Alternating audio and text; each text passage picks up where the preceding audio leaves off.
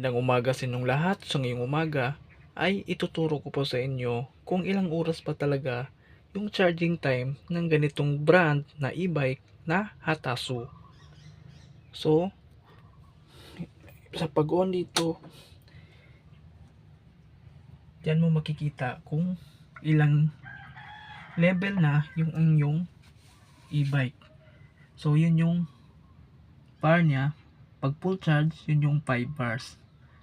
So paano naman malalaman pag full charge? So pag full charge, pag i-charge mo itong e-bike na to kasi lowbat na, kailangan i-charge mo siya ng 8 up to 10 hours na charging time para ma-full charge.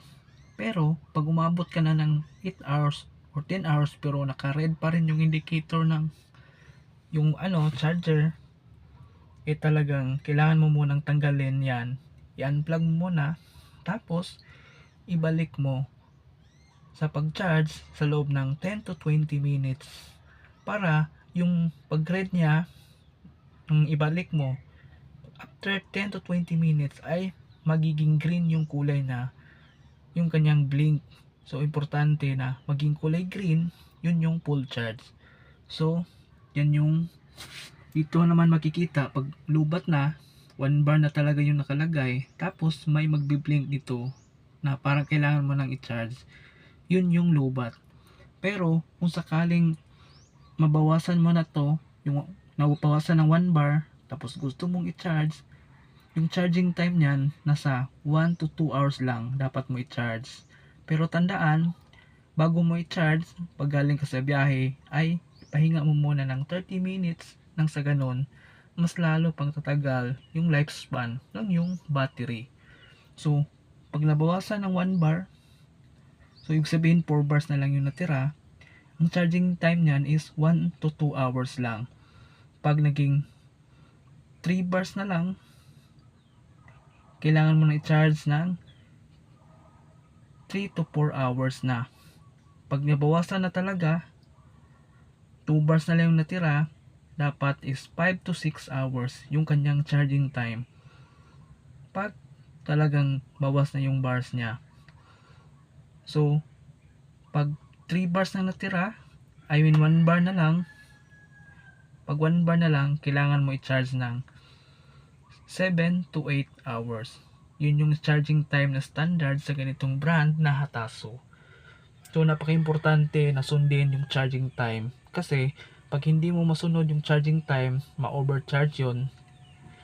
Delikado na mag-overheat, baka masunog pa yung unit mo na e-bike. Sa importante, sundin yung charging time kung ilan yung oras talaga i-charge. So kung sakaling talagang di ka makagising ng ganyang oras, baka matulog ka tapos naka-charge yan overnight, importante na mag-alarm ka sa iyong cellphone nang sa ganun ay magising ka at tatanggalin mo yung naka-charge mo na e-bike after ilang hours na standard time na pwede mong i-charge.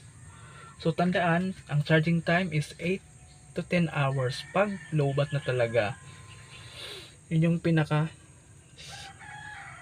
standard na charging time. So ngayon,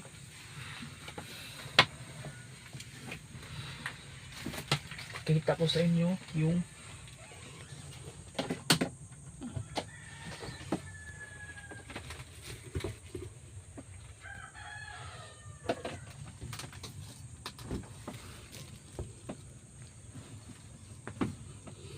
hirap talaga eh. Lagay ko muna dito.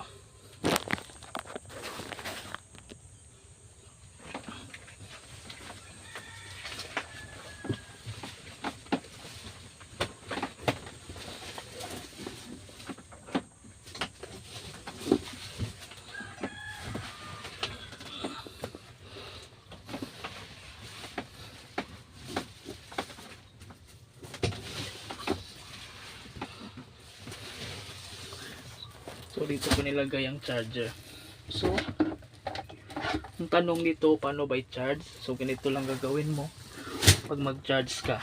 So since ito yung charger, kailangan pag naka-charge to, siyempre pag mayroong ka, kailangan pag maiksi lang talaga yung charger na ganito, dapat ay meron kang extension wire before mo siya i-charge kung sakaling hindi kaya o malayo talaga sa pinakasaksakan. So kahit mga 10 meters lang kung gaano man ka lapit o kalayo.